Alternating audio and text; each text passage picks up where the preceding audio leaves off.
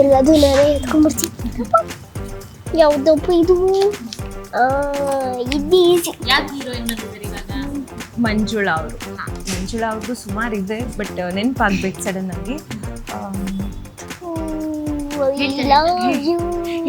ಅಂತಿಂತ ಹೆಂಡು ನಾನಲ್ಲ, ಯಾವ ಮೂವಿನದ್ದು ನೀನ್ ಮಾಡಿದ್ಯಲ್ಲ, ನೀನೇ ಮಾಡಿರೋದು ಮಂಜುಳಾ.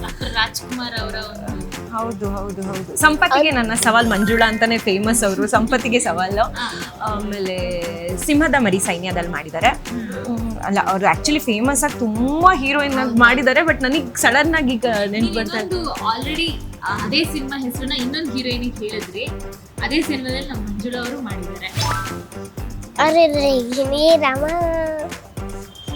ಎರಡು ಕನಸು ಅಲ್ಲ ಸರ್? ಅಲ್ಲ, ಹೌದು, ಎರಡು ಕನಸು.